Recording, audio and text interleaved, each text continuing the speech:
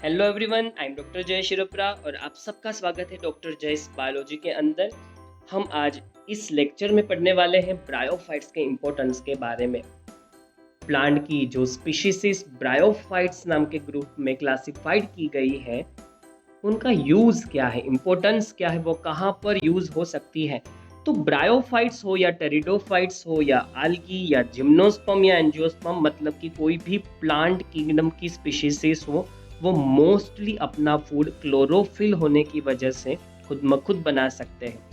Plant kingdom में जो organisms हम लोगों ने इंक्लूड किए हैं, उनके पास मोस्टली क्लोरोफिल कंटेंट प्रेजेंट है, और with the help of chlorophyll and the sunlight they can form their own food, they can synthesis their own food, और इस एबिलिटी को हम कहते हैं ऑटोट्रॉफिक न्यूट्रिशन।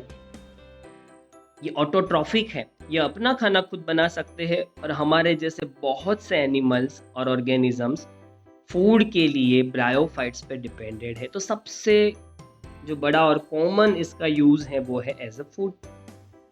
तो plant species is mostly animals as a food use करते हैं। तो कौन कौन से ऑर्गेनिजम्स उसको एज अ फूड यूज़ कर सकते हैं? तो जैसे कि मैमल्स, बर्ड्स और दूसरे एनिमल्स भी, मोस्टली हर्बेसियस मैमल्स, जिसका मतलब है जो हर्ब्स खाने वाले मैमल्स होते हैं, जो प्लांट्स पे डिपेंडेड मैमल्स होते हैं, हम उनकी बात करें। हम लायंस और टाइगर्स की बात नहीं कर रहे, वो बिल्कुल घास नहीं खाएंगे, वो प्लांट्स नहीं खाएंगे।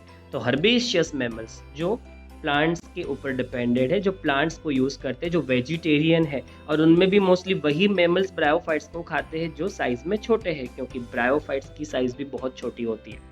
तो एज अ फूड यूज़ किया जा सकता है ब्रायोफाइट्स को। एज अ फ्यूल, आप सब जानते हैं कि प्लांट्स की लकड़ियों को हम सुखाते हैं, और सूखने के बाद इन लकड़ियों को हम एज अ फ्यूल जलाते हैं। गांव में, विलेजेस के अंदर आज भी चूल्हों के अंदर लकड़ियों को जलाकर खाना पकाने की रीति है, रिवाज है। तो एज अ फ्यूल स्फेगनम को मोस्टली यूज़ किया जाता है, और मैंने यहाँ पर फिगर में स्फेगनम स्पीशीज को शो किया है, ये स्फेगनम है। तो ब्रायोफाइट्स की मोस एंड लिवरवर्ट्स नाम की दो क्लासिफिकेशन कैटेगरी है, उनमें से स्फेगनम मोस में इंक्लूड किया जाता है, और इसको फ्यूल की तरह यूज किया जाता है। A moss named as sphagnum provide peat that have long been used as fuel. इसको फ्यूल की तरह हम यूज कर सकते हैं, जैसे बाकी सारे प्लांट्स को हम एज अ फ्यूल यूज करते हैं। फॉर ट्रांसशिपमेंट, ब्रायोफाइट्स को अगर आप तोड़ोगे और आप उसको देखोगे तो उनके पास काफ़ी सारा आपको वाटर कंटेंट मिलेगा।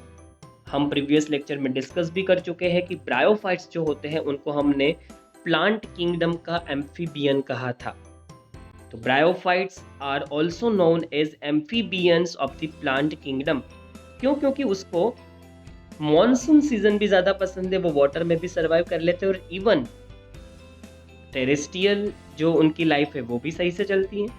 तो मॉनसून इसलिए पसंद है क्योंकि वो ह्यूमिडिफाइड एनवायरनमेंट में रहते हैं, वो डैम्प एनवायरनमेंट में रहते हैं, वो शेडी जो लोकालिटी होती है वहाँ रहते हैं। तो इनमें वाटर कैपेसिटी बहुत अच्छी होती है होल्ड करने की। तो यहाँ देखिए, ये वाटर होल्ड बहुत अच्छे से कर सकते हैं। तो इसी कैपेसिटी को देखते हुए हमने पैकिंग मटेरियल के फॉर्म में लिविंग चीज़ों को ट्रांसपोर्ट करने के लिए, उसका ट्रांसशिपमेंट करने के लिए हमने ब्रायोफाइट्स को यूज़ किया। तो एज अ ट्रांसशिपमेंट मटेरियल आप कह सकते हैं कि ब्रायोफाइट्स को यूज़ किया जा सकता है। अब आप सर्च करके देखिए गूगल में कि ब्रायोफाइट्स को कौन से ऐसे लिविंग मटेरियल को शिप करने के लिए यूज़ किया जाता है, और मुझे बताइए कि कौन से ऐसे मटेरियल्स हैं या लिविंग मटेरियल्स हैं जिनकी शिपमेंट के लिए, जिनकी ट्रांसशिपमेंट के लिए, ट्रांसपोर्टेशन के लिए ब्रायोफाइट्स को यूज़ किया जाता है एज अ ट्रांसशिपमेंट मटेरियल। तो हमने बात की ब्रायोफाइट्स के कुछ इंपॉर्टेंस के बारे में, और अब बात करते हैं आगे।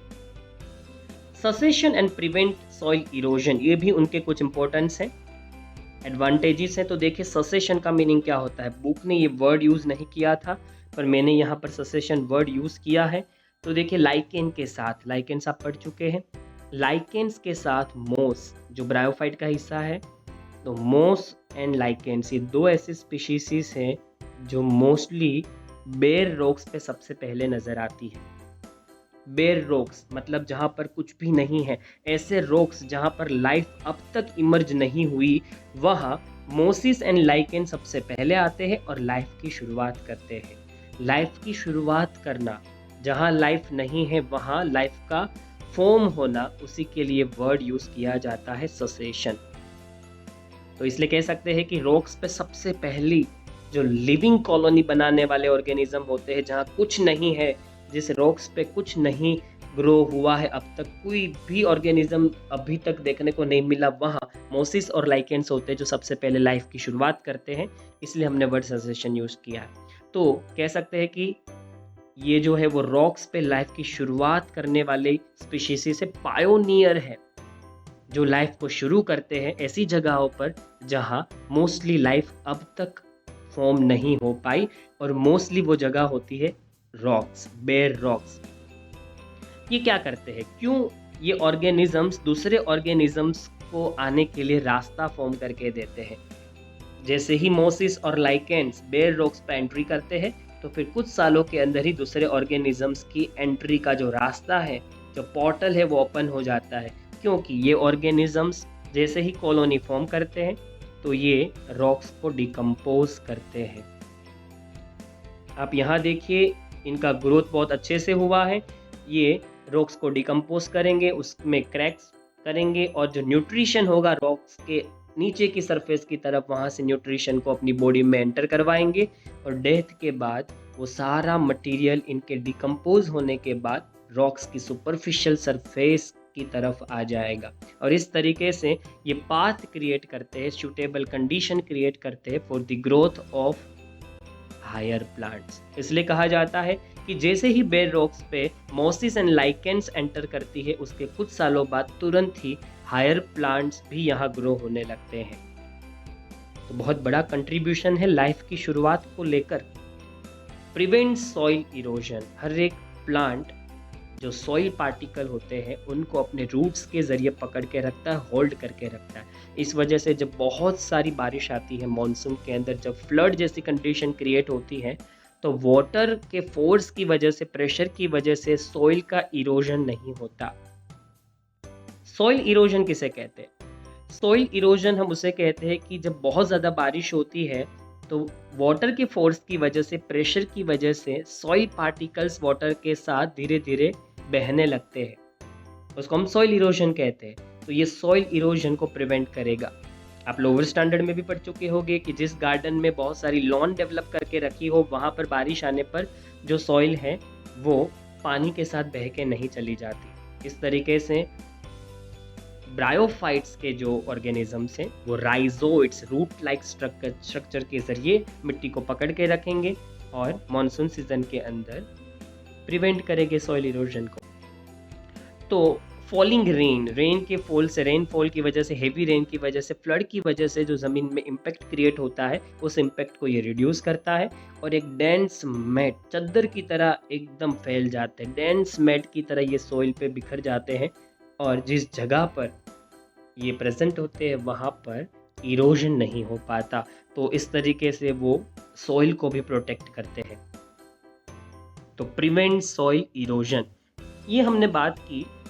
ब्रायोफाइट्स के क्या इंपॉर्टेंस है, अलग से 2 मार्कर या 3 मार्क के फॉर्म में ये टॉपिक आ सकता है कि importance of the bryophytes, short note of importance of bryophytes, इस तरीके से अलग से पूरा क्वेश्चन आपको एग्जाम में पूछ सकते हैं। अब हम बात कर रहे हैं लास्ट जो सिंगल स्लाइड है कि ब्रायोफाइट्स जो है उनको हमने क्लासिफाइड कैसे किया है। तो ब्रायोफाइट एक बहुत ब्रॉड वर्ड है और इस कैटेगरी के अंदर हमने 2 छोटी छोटी कैटेगरीज फॉर्म की है। ब्रायोफाइट्स जो है वो 2 छोटी छोटी कैटेगरीज में डिवाइड हुए हैं। पहली कैटेगरी का नाम है लीवरवर्ट्स, जो ये रहे, और दूसरी कैटेगरी है मोसिस, जो मैंने यहाँ दिखाई है। अब देखिए यहाँ पर ये मोसिस ग्रो हुए हैं। दोनों जगह पर आप देखिए रॉक के ऊपर ये मोस्टली ग्रो हुए दिख रहे हैं हमें, क्योंकि इनको ज़्यादा पसंद है हिल्स एरिया, शेडी हिल्स ज़्यादा पसंद होती हैं। ये लीवरवर्ट्स और मोसिस ऐसी 2 कैटेगरी ब्रायोफाइट्स में इसलिए डेवलप हुई क्योंकि अब देखिए दोनों ऑर्गेनिजम्स का बॉडी स्ट्रक्चर काफ़ी डिफरेंट होता है। अगर यहाँ पर इस फिगर से आप नहीं डिस्टिंग्विश कर पा रहे हैं लिवर वर्ड्स और मोसेस को, तो आगे हम नेक्स्ट लेक्चर में लिवर वर्ड्स और मोसेस के बारे में डिटेल में पढ़ने वाले हैं।